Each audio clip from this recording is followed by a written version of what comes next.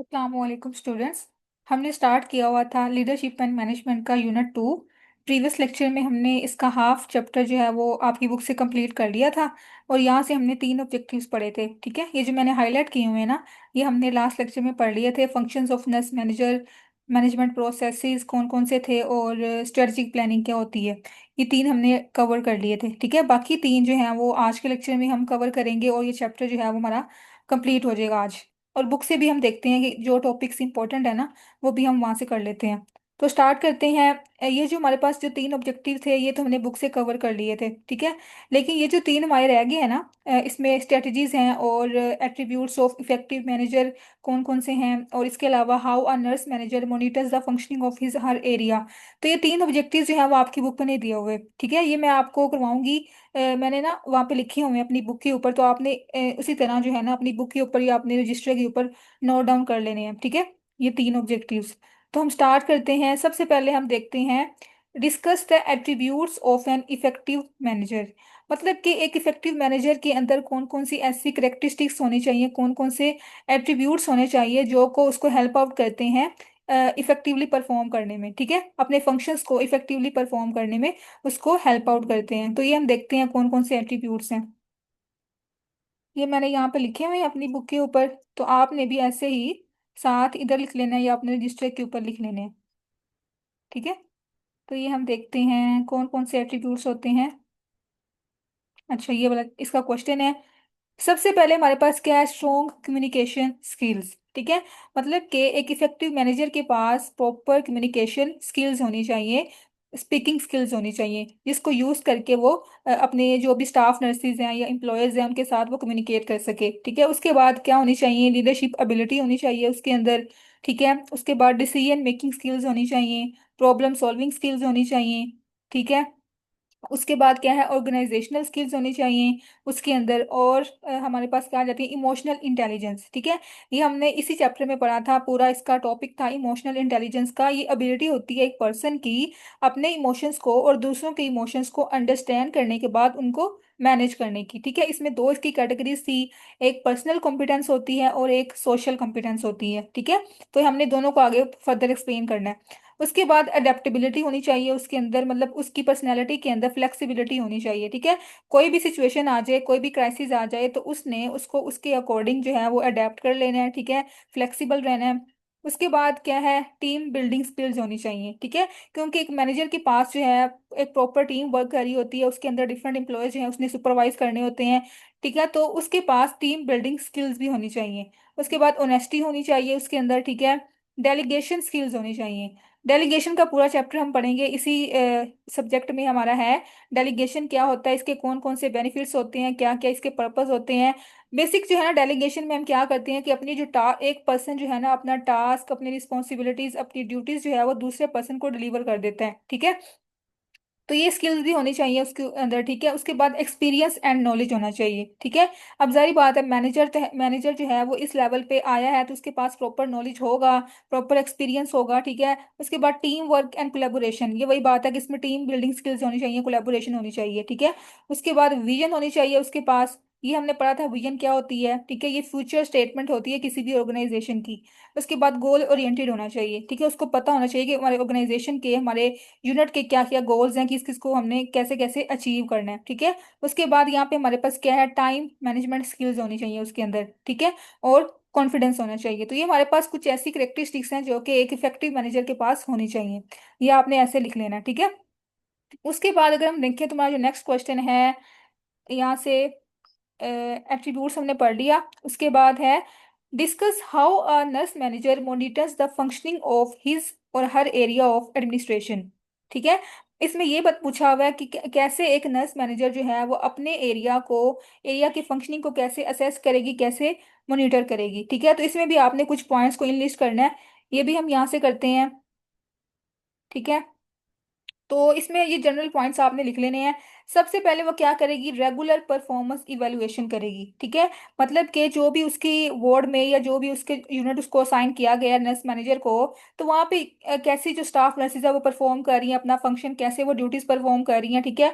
उन सबको वो इवेलुएट करेगी रेगुलर बेसिस पे, ठीक है। जब वो इवेलुएशन करेगी तब उसको पता चलेगा कि उसकी जो भी फंक्शनिंग है एरिया की वो कैसे हो रही है। उसके बाद वो क्या करेगी, क्वालिटी कंट्रोल एंड कंप्लायंस को असेस करेगी, ठीक है। मतलब कि वहाँ पे वहाँ के जो प्रोटोकॉल्स हैं, वहाँ की जो पॉलिसीज हैं, स्टैंडर्ड्स हैं, उनको फॉलो किया जा रहा है कि नहीं किया जा रहा, कंप्लायंस है कि नहीं है, ठीक है। तो इस तरह ये भी असेस करेगी। उसके बाद क्या है, tracking staffing and resource utilisation. सबसे पहले वो स्टाफिंग को ट्रैक करेगी, मतलब कि वहाँ पे किसी ऐसे कोई ऐसे रूम तो नहीं है जहाँ पे प्रॉपर स्टाफ अवेलेबल ना हो, ठीक है। क्योंकि हमें पता है कि जो हमारे पास पूरी वार्ड होती है ना, उसमें डिफरेंट रूम्स होते हैं, आईसीयू है, उसके बाद आइसोलेशन रूम है, या जो भी उसकी वार्ड की बेसिस पे जो है रूम्स होते हैं, ठीक है। तो हमने क्या करना है, नर्स मैनेजर का ये फंक्शन होता है कि उसने प्रॉपर जो है वो असेसमेंट करनी होती है कि हर रूम में प्रॉपर स्टाफ अवेलेबल है कि नहीं है, ठीक है। क्योंकि जब स्टाफ अवेलेबल होगा तो प्रॉपर जो है पेशेंट को क्वालिटी केयर प्रोवाइड की जाएगी, उनकी आउटकम्स इंप्रूव होंगी, ठीक है। उनकी हेल्थ इंप्रूव होगी। तो इस तरह जो नर्स मैनेजर है वो अपने फंक्शन कैसे असेस करेगी, एरिया का फंक्शन, वहाँ की स्टाफिंग को ट्रैक करेगी, ठीक है। उसके बाद रिसोर्स यूटिलाइजेशन है, मतलब कि वो जो जो रिसोर्सेज वहाँ पे अवेलेबल हैं, इसमें चाहे हमारे पास स्टाफ हैं या ह्यूमन रिसोर्सेज आ जाते हैं, या हमारे पास जो भी इक्विपमेंट्स है ना वहाँ पे, उनकी प्रॉपर हमने देखना यूटिलाइजेशन हो रही है कि नहीं हो रही, ठीक है। वो हमने असेस करना है नर्स मैनेजर ने। उसके बाद फाइनेंशियल मॉनिटरिंग करनी होती है कि कहाँ पे ऐसा कोई लैकिंग तो नहीं है जहाँ पे हमें ज़्यादा फाइनेंस का जो है ना उसको हमें चाहिए, ठीक है। हमें ज़्यादा रिसोर्सेज चाहिए उस वार्ड में, सॉरी उस यूनिट में या उस रूम में, ठीक है। तो हमने फाइनेंशियल मॉनिटरिंग भी करनी होती है। वहाँ पे रिसोर्सेज को असेस करने के बाद हम फाइनेंशियल मॉनिटरिंग करते हैं, ठीक है, कि कहाँ पे हमें ज़्यादा एक्सपेंसेस जो है वो लगाने चाहिए। उसके बाद हमारे पास क्या, patient monitoring, sorry monitoring patient satisfaction. तो सबसे जो मेजर इसका है ना इंडिकेटर उसको असेस करने का किसी भी एरिया के फंक्शनिंग को, वहाँ के जो पेशेंट्स हैं ना उनकी हम सेटिस्फेक्शन देखते हैं, वो किस हद तक सेटिस्फाई हैं, जो उनको केयर प्रोवाइड की जा रही है वो उससे सेटिस्फाई हैं कि नहीं है, जो नर्सिंग स्टाफ वहाँ पे है उनका क्या बिहेवियर है उनके साथ, ठीक है, वो अपनी एक्शंस अपनी ड्यूटीज परफॉर्म सही कर रही हैं कि नहीं कर रही हैं, ठीक है। तो हम पेशेंट सेटिस्फेक्शन सर्वे भी कर सकते हैं, ठीक है। इस तरह भी हम अपने जो एरिया है उसके फंक्शन को मॉनिटर कर सकते हैं। उसके बाद स्टाफ डेवलपमेंट एंड एजुकेशन। अब ये वैसे इसमें पॉइंट लिखा हुआ है कि हमने साथ साथ पेशेंट को, सॉरी स्टाफ को एजुकेशन भी देनी है, उसकी डेवलपमेंट भी करनी है। तो हमने उनको अपने अपनी वार्ड की, अपने यूनिट की जो क्वालिटी को इम्प्रूव करने के लिए हमने स्टाफ को भी एजुकेशन प्रोवाइड करनी होती है, ठीक है। उसके बाद हमने क्या करना है, सुपरविजन ऑफ डेली ऑपरेशंस, ठीक है। अब ये नर्स मैनेजर की ड्यूटी यही होती है कि उसने सुपरवाइज करना होता है सारी जो भी वहाँ पे एक्शंस हो रहे होते हैं, जो भी काम हो रहा होता है इसके वार्ड में, इसके यूनिट में। तो उसने डेली बेसिस पे सारे ऑपरेशंस को, सारे टास्क को सुपरवाइज करना होता है। उसके बाद एनालाइज करना है और रिपोर्ट करना है डाटा को हायर अथॉरिटीज की तरफ, ठीक है। जो नर्स मैनेजर के ऊपर वाला जो लेवल होगा उसने क्या करना है, नर्स मैनेजर ने पूरा ये असेस करने के बाद, एनालाइज करने के बाद जो भी डाटा आया है उसको रिपोर्ट करना होता है हायर अथॉरिटीज को, ठीक है। अपने ऊपर से ऊपर वाले लेवल को इससे रिपोर्ट करना होता है। तो ये हमारे पास कुछ ऐसे क्राइटेरियाज हैं जिनको यूज करके जो नर्स मैनेजर है वो अपने एरिया की फंक्शनिंग को मॉनिटर कर सकती है, ठीक है। ये हमारा था क्वेश्चन, इसके अकॉर्डिंग कंटेंट के अकॉर्डिंग ये भी हमने कंप्लीट कर लिया। उसके बाद अब यहाँ पे है discuss various strategies managers use to coordinate material and human resources and for the accomplishment of organisational goals, ठीक है।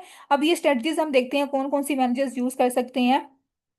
अब इसमें हमारे पास क्या है कि इसको भी कैटेगराइज किया हुआ है, इसकी स्ट्रेटजीज को। सबसे पहले हमारे पास क्या है, प्लानिंग एंड गोल सेटिंग। मतलब हमारे पास जो भी रिसोर्सेज है ना हमारी वार्ड में, हमारे यूनिट में, चाहे वो मटेरियल रिसोर्सेज हैं चाहे वो ह्यूमन रिसोर्सेज हैं, ये टाइप्स होती हैं रिसोर्सेज की, ठीक है। जो ह्यूमन रिसोर्सेज हैं उसमें हमारे पास इंप्लॉयज आ जाते हैं, स्किल्स मोटिवेशन आ जाती है, ठीक है। उसके बाद जो मटेरियल रिसोर्सेज हैं उसमें हमारे जो भी इक्विपमेंट्स हैं ना, हमारी सप्लाईज हैं, टेक्नोलॉजिकल जो भी इंस्ट्रूमेंट्स हैं, सारे उसमें आ जाते हैं, ठीक है। तो हमने दोनों को कैसे यूज करना है, कैसे कोऑर्डिनेट करना है इफेक्टिवली अपने गोल्स को अचीव करने के लिए, तो हमने ऐसी स्ट्रेटजीज को यूज करना है जो कि हमें इफेक्टिवली इसमें हमें हेल्प आउट करें। तो सबसे पहले हमारे पास स्ट्रेटजी कौन सी है, प्लानिंग एंड गोल सेटिंग, ठीक है। हमने सबसे पहले प्लान करना है, गोल सेट करने हैं। अब गोल जो है वो हमने स्मार्ट गोल जो है वो सेट करने होते हैं, ठीक है। स्मार्ट का मतलब क्या है, specific, measurable, achievable, relevant, time bounded. तो हमने पहले गोल्स को सेट करना है, उसके बाद फिर हमने गोल्स के अकॉर्डिंग जो है वो रिसोर्सेज को अलाइन करना है, ठीक है। हमें हमें कहाँ कहाँ पे हमने इसको यूटिलाइज करना है, रिसोर्सेज को, अपने इक्विपमेंट्स को, अपनी स्टाफ को कहाँ पे हायर करना है, तो हमने गोल्स की बेसिस पे अपने रिसोर्सेज को अलाइन करना है, ठीक है। उसके बाद हमारे पास जो सेकंड स्ट्रेटेजी है वो क्या है, ऑर्गेनाइजिंग रिसोर्सेज। पहले हमने गोल सेट कर लिया, ठीक है, उसके बाद हमने रिसोर्सेज को ऑर्गेनाइज करना है कि हमें कहाँ कहाँ पे ज्यादा जरूरत है रिसोर्सेज की, कहाँ पे ज्यादा स्टाफ की जरूरत है, ठीक है, कहाँ पे हमें ज्यादा इक्विपमेंट्स चाहिए। तो हमने अपनी गोल्स की बेसिस पे जो रिसोर्सेज है उनको एलोकेट करना है, उनको टास्क को असाइन करना है, ठीक है। उसके बाद जो हमारे पास थर्ड स्ट्रेटजी है इसकी वो है staffing and human resource development, ठीक है। अब ये हमारे पास जो हमारी एडमिनिस्ट्रेशन होती है किसी भी ऑर्गेनाइजेशन की, किसी भी एरिया की, तो उसका ये सारा काम होता है कि उसने स्टाफिंग करनी होती है, हायरिंग करनी होती है, स्टाफ को हायर करना होता है, उसके बाद ह्यूमन रिसोर्स डेवलपमेंट करनी होती है, ठीक है। अब इसमें क्या क्या आता है, रिक्रूटिंग आती है। रिक्रूट का मतलब क्या होता है कि हमने हायरिंग करनी है स्टाफ की, रिक्रूट करना है उनको प्रॉपर एजुकेशन और ट्रेनिंग की बेसिस पे, उसके बाद मेंटोरिंग करनी है, कंटिन्यूस एजुकेशन हमने प्रोवाइड करनी होती है। उसके बाद हमारे पास क्या है, building succession plans. Succession plan क्या होता है कि जो फ्यूचर के बारे में हम प्लान करते हैं ना, ठीक है, कि हमने फ्यूचर में कौन कौन से हमें रिसोर्सेज चाहिए, कौन कैसे हमें स्टाफ जो है वो फर्दर हमें जरूरत पड़ सकती है उसकी, तो हम उसकी बेसिस पे जो है ना प्रॉपर ट्रेनिंग करते हैं, स्टाफ की हायरिंग करते हैं और उनको एजुकेशन प्रोवाइड करते हैं, ठीक है। उसके बाद जो हमारे पास फोर्थ स्ट्रेटेजी है वो क्या है, बजटिंग एंड फाइनेंशियल कंट्रोल। मतलब कि हमने कहाँ कहाँ पे अपना जो बजट है उसको लगाना है, जो हमारे रिसोर्सेज हैं उनको हमने कैसे यूटिलाइज करना है, ठीक है। तो इसमें हमारे पास सारी वो फाइनेंशियल की सारी आ जाती है कि हमने कैसे उसको यूटिलाइज करना है रिसोर्सेज की बेस पे, ठीक है, ताकि हम कम से कम जो है वो अपने उसको वेस्टेज से बचा सकें अपने रिसोर्सेज को, ठीक है, हमारे वेस्ट ना हो। उसके अलावा जो हमारी बजटिंग है वो भी हम प्रॉपर वे में इसको यूटिलाइज कर सकें, ठीक है, अपने फंड्स वगैरह को। उसके बाद क्या है, कम्युनिकेशन एंड कोऑर्डिनेशन। मतलब कि हमने अपना जो भी वहाँ का स्टाफ है उसके साथ प्रॉपर कम्युनिकेशन रखनी है, प्रॉपर टीम वर्क हमने करना है ताकि कोई भी कंफ्लिक्ट राइज ना हो, कोई भी डिलीमा राइज ना हो, ठीक है। उसके बाद क्या है हमारे पास नेक्स्ट स्ट्रेटेजी, वो है मोटिवेशन एंड लीडरशिप, कि हमने साथ साथ अपने पूरे जो भी ड्यूटीज हो रही हैं, जो भी जो स्टाफ नर्स है, स्टाफ नर्सिस हैं, वो अपनी रिस्पॉन्सिबिलिटीज को प्रॉपर परफॉर्म कर रही हैं, तो हमने उनको मोटिवेट भी करना है और उनको फीडबैक भी देना होता है, ठीक है, उनको इंकरेज करना होता है ताकि जो है ना वो कम से कम अपना एरर करें, कम से कम जो है वो एरर एरर से अवॉइड करें और अपनी जो प्रैक्टिस है उसको इंप्रूव करें, ठीक है। तो हमने साथ साथ नर्सिस को अप्रिशिएट भी करना होता है, उनको फीडबैक भी देना होता है, उनकी वैल्यूएशन भी करनी होती है, ठीक है।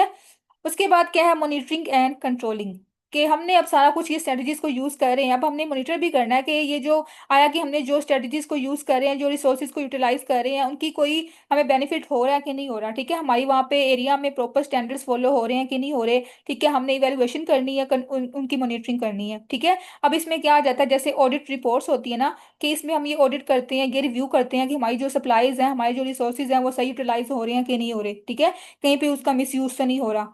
ये भी हर बोर्ड में होते हैं ऑडिट रिपोर्ट्स, ठीक है। उसके बाद लास्ट पे क्या है, टेक्नोलॉजी एंड इंफॉर्मेशन सिस्टम। अब इसमें हम क्या कर सकते हैं, हम डिफरेंट टेक्नोलॉजीज को यूज करके अपने डाटा, जो भी डाटा है ना पेशेंट का, उसको सेव कर सकते हैं, उसको हम फर्दर डॉक्यूमेंटेशन के लिए, फर्दर फ्यूचर यूज के लिए भी उसको हम जो है ना सेव कर सकते हैं, ठीक है। इसमें सॉफ्टवेयर आ जाते हैं, using software for inventory, HR management and data tracking. मतलब कि हमें कोई पेशेंट का डाटा हमें चाहिए फ्यूचर में, तो हम उसको कैसे ले सकते हैं, हम उसमें उसका प्रॉपर रिकॉर्ड जो है वो इसके सिस्टम के थ्रू जो है अपने पास मेंटेन कर सकते हैं, ठीक है, ताकि एक्यूरेसी भी मेंटेन हो, उसके अलावा कम से कम वर्कलोड जो है वो उनके ऊपर आए, स्टाफ के ऊपर ज्यादा वर्कलोड ना आए, ठीक है। तो ये हमारे पास क्या थी, स्ट्रेटजीज थी जो कि नर्स मैनेजर्स यूज कर सकती हैं प्रॉपर रिसोर्सेज को यूटिलाइज करने में, ठीक है, ह्यूमन रिसोर्सेज को भी और मटेरियल रिसोर्सेज को भी। तो ये हमने अपने कंटेंट के अकॉर्डिंग जो था ये पूरा चैप्टर कंप्लीट कर लिया है। ये हमने आज तीन ऑब्जेक्टिव्स देखे हैं। अब हम देखते हैं कि बुक से आपका जो इंपॉर्टेंट टॉपिक है वो मैं आपको वहां से करवा देती हूँ। ये लास्ट लेक्चर में हमने हाफ चैप्टर कर लिया था इसका। इसमें हमने लेवल्स सॉरी ये देखे, थ्योरीज देखी थी, उसके अलावा हमने जो इसके फंक्शन थे ना, मैनेजमेंट फंक्शन प्रोसेस जिसको हम कहते हैं, वो हमने देख लिए थे, ठीक है। उसके बाद आज हम देखते हैं कि इसका जो नेक्स्ट टॉपिक है वहां से ये वाला, ठीक है, नर्स मैनेजर्स इन प्रैक्टिस। अब जो नर्स मैनेजर्स है ना, इसके आगे तीन कैटेगरीज हैं, यहाँ से आपने ये करनी है, इंपॉर्टेंट है। पहले हमारे पास क्या कैटेगरी है, फर्स्ट लेवल मैनेजर, ठीक है, इसको हम कहते हैं फर्स्ट लाइन मैनेजर और यूनिट मैनेजर, ठीक है, ये इसके तीन नाम आपने याद करने हैं। ये हमारे पास क्या है, फर्स्ट लेवल है। उसके बाद जो फर्स्ट कैटेगरी है, सेकंड कैटेगरी कौन सी होती है नर्स मैनेजर्स की, वो है मिडिल लेवल मैनेजर, ठीक है। उसके बाद इसको दूसरा नाम क्या है, डिपार्टमेंट मैनेजर। अच्छा, ये जो होती है ना फर्स्ट लेवल मैनेजर, वो होती है यूनिट की मैनेजर, ठीक है। लेकिन जो हमारे पास मिडिल मैनेजर है ना, वो किसकी होती है, डिपार्टमेंट की होती है, ठीक है।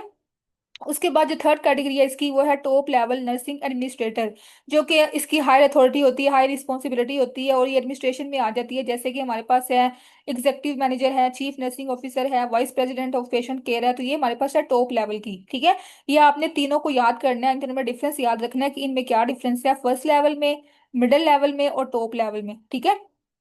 ये ना इनकी जो है ना उनकी एजुकेशन की बेस पे, उनके एक्सपीरियंसेस की बेस पे इनको कैटेगराइज किया हुआ है, ठीक है। उसके बाद अगर हम देखें तो यहाँ पे अब मोस्ट इंपॉर्टेंट क्वेश्चन है इस चैप्टर का, कि ऐसी कौन कौन सी कॉम्पिटेंसीज हैं जो कि स्टाफ नर्सिस में और नर्सिंग मैनेजर में होनी चाहिए। और ये किसने दी थी हमें? अमेरिकन ऑर्गेनाइजेशन ऑफ नर्स एग्जेक्टिव्स ने। ये एक ऐसी ऑर्गेनाइजेशन है जो कि वर्क करती है हेल्थ केयर सेटिंग को इन्हांस करने में और वहाँ की क्वालिटी केयर को इम्प्रूव करने में, ठीक है। तो ये ऑर्गेनाइजेशन ने हमें 5 एरियाज बताए थे कॉम्पिटेंसी के, जो कि हर नर्स मैनेजर के पास, हर स्टाफ नर्स के पास जो है ये कॉम्पिटेंसीज होनी चाहिए, ठीक है। अभी हम देखते हैं कौन कौन सी कॉम्पिटेंसीज, अब कौन कौन से एरियाज हैं। सबसे पहले कौन सा एरिया है? Communication and relationship building competencies, ठीक है। मतलब कि एक नर्स मैनेजर के पास जो फर्स्ट ऑफ ऑल कौन सी होनी चाहिए कॉम्पिटेंसी? कम्युनिकेशन स्किल्स होनी चाहिए, रिलेशनशिप बिल्डिंग कॉम्पिटेंसी होनी चाहिए, ठीक है। अब इसमें क्या क्या पॉइंट्स आते हैं? इफेक्टिव कम्युनिकेशन कर सके वो, उसके बाद रिलेशनशिप मैनेजमेंट उसको आनी चाहिए, ठीक है। उसके अलावा शेयर डिसीजन मेकिंग स्किल्स होनी चाहिए उसके बाद, ठीक है। उसके बाद मेडिकल स्टाफ के साथ प्रॉपर उसके रिलेशनशिप्स हों, एकेडमिक रिलेशनशिप सही हो उसके, ठीक है। तो ये हमारे पास आ जाता है कम्युनिकेशन के अंदर, ठीक है, कम्युनिकेशन कॉम्पिटेंसी के अंदर। सेकंड पॉइंट क्या है? सेकंड एरिया हमारे पास है knowledge of the health care environment, कि जिस हेल्थ केयर सेटिंग में वो काम कर रही है नर्स मैनेजर या स्टाफ नर्स, तो उसको उस सेटिंग का या उस इन्वायरमेंट का प्रॉपर नॉलेज होना चाहिए, ठीक है। वहाँ के क्या पॉलिसीज हैं, वहाँ के क्या प्रोटोकॉल्स हैं, स्टैंडर्ड्स क्या हैं, उनको कैसे फॉलो करना है, ठीक है। और वहाँ की इकोनॉमिक्स क्या है, वहाँ की गवर्नेंस क्या है, पॉलिसीज कौन कौन सी फॉलो हो रही हैं। तो ये सारा नॉलेज उसको होना चाहिए वहाँ की हेल्थ केयर इन्वायरमेंट के रिलेटेड, ठीक है। वहाँ पे कोई केस आता है तो उसको हमने कैसे उसकी अंडरस्टैंडिंग करनी है, उसके बाद कोई रिस्क है तो उसको हमने कैसे मैनेज करना है, ठीक है, उसको कैसे कंट्रोल करना है, क्वालिटी को कैसे इंप्रूव करना है। तो ये सारा नॉलेज उसके पास होना चाहिए, ठीक है। एक ये हमारे पास कॉम्पिटेंसी है। उसके बाद जो थर्ड एरिया है इसका, वो है लीडरशिप स्किल्स। ये हमने पहले पढ़ लिया कि किसी भी इफेक्टिव मैनेजर के पास ये स्किल्स होनी चाहिए। लीडरशिप स्किल्स, इसमें अब क्या क्या आता है? थिंकिंग स्किल्स आती हैं, ठीक है। प्रॉपर थिंकिंग स्किल्स होनी चाहिए उसके बाद ability to use system thinking. System thinking में क्या होता है कि हम किसी भी सिचुएशन को एज अ होल जो है वो उसको थिंक करते हैं, उसका जो है प्रॉब्लम सॉल्विंग अप्रोच को यूज करते हैं, ठीक है। उसके बाद सक्सेशन प्लानिंग है कि हमने अपनी अपनी ऑर्गेनाइजेशन को फ्यूचर में कैसे इसको आगे जो है ना कर सकते हैं, सक्सेशन की तरफ ले जा सकते हैं, तो इसमें हमारी सक्सेशन प्लानिंग आती है, ठीक है। उसके बाद चेंज मैनेजमेंट है कि अगर कोई चेंज लाना चाह रहे हैं किसी पॉलिसी में, किसी प्रोसीजर में, अपने ऑर्गेनाइजेशन के अंदर, अपने इन्वायरमेंट के अंदर, तो उसको हमने कैसे मैनेज करना है, ठीक है। तो ये हमारे पास सारी स्किल्स होनी चाहिए नर्स मैनेजर के पास। उसके बाद जो नेक्स्ट कैटेगरी हमारे पास है, नेक्स्ट एरिया है, वो प्रोफेशनलिज्म है, ठीक है। प्रोफेशनलिज्म में क्या करना है? उसके जो है ना अकाउंटेबिलिटी होनी चाहिए, जो भी उसने अपना एक्शन परफॉर्म किया, जो भी ड्यूटीज परफॉर्म कर रही है वो उसकी रिस्पॉन्सिबल है, उसकी अकाउंटेबल है, ठीक है। उसके बाद उसने एथिक्स को फॉलो करना है, उसमें एडवोकेसी को फॉलो करना है, ठीक है। तो ये सारी हमारे पास आ जाती है उसके अंदर, प्रोफेशनलिज्म के अंदर आ जाते हैं पॉइंट्स, ठीक है। उसके बाद जो लास्ट में हमारे पास है इसकी कॉम्पिटेंसी, वो है बिजनेस स्किल्स, ठीक है। जो नर्स मैनेजर है उसको इसके बारे में भी आइडिया होना चाहिए, बिजनेस स्किल्स के बारे में भी उसको एजुकेशन होनी चाहिए, उसको नॉलेज होना चाहिए। अब इसमें क्या पॉइंट्स हैं? हेल्थ केयर फाइनेंस के बारे में उसको अंडरस्टैंडिंग होनी चाहिए, उसके बाद हेल्थ रिसोर्स मैनेजमेंट मैनेजमेंट के बारे में होनी चाहिए, ठीक है। उसके बाद स्ट्रेटेजिक मैनेजमेंट, ये हमने पढ़ा था, जो प्लानिंग होती है, एक होती है कॉन्टीजेंसी और एक होती है स्ट्रेटेजिक, ठीक है। तो उसको लॉन्ग टर्म मैनेजमेंट के बारे में भी नॉलेज होना चाहिए। उसके बाद मार्केटिंग का थोड़ा सा नॉलेज हो, और इंफॉर्मेशन टेक्नोलॉजी आईटी का थोड़ा सा इसको अंडरस्टैंडिंग हो। तो ये हमारे पास कुछ ऐसे एरियाज हैं जो कि हमें दिए थे, A1 ने दिए थे, ठीक है। ये आपने याद करना है। या ये क्वेश्चन जो है वो इंपॉर्टेंट है और पेपर में काफी दफा आया हुआ है यूएचएस में, तो ये आपने टेबल से ऐसे करना है एज इट इज, ठीक है। और साथ आपने ये ड्रॉ कर देना है पांचों पॉइंट्स को, ठीक है, 5 एरियाज को। आगे हम देखें तो अब यहाँ पे क्या है, ये हमने यहाँ तक कर लिया, नर्स मैनेजर के पास कौन कौन सी कॉम्पिटेंसीज होनी चाहिए, ठीक है। अगर हम देखें आगे स्टाफ नर्स, अब जो स्टाफ नर्स होती है वो क्या करती है? वो मैनेजर तो नहीं होती फॉर्मल वे में, लेकिन वो सुपरवाइज करी होती है जो कि उससे बिलो लेवल पे होते हैं, जैसे कि हमारे पास एलपीएनस होते हैं, लाइसेंस्ड प्रैक्टिशनर नर्सेज, ठीक है, या फिर असिस्टिव पर्सोनल जो कि उससे लोअर लेवल पे होते हैं, तो उनको वो सुपरवाइज करी होती है, ठीक है। तो इस तरह इनके पास भी कुछ स्किल्स होनी चाहिए, स्टाफ नर्स के पास। अब वो कौन कौन सी स्किल्स होनी चाहिए हम देखते हैं। इसमें हमारे पास आती हैं कम्युनिकेशन स्किल्स होनी चाहिए, उसके पास लीडरशिप स्किल्स होनी चाहिए, डेलीगेशन स्किल्स हैं और मोटिवेशनल स्किल्स हैं, ठीक है।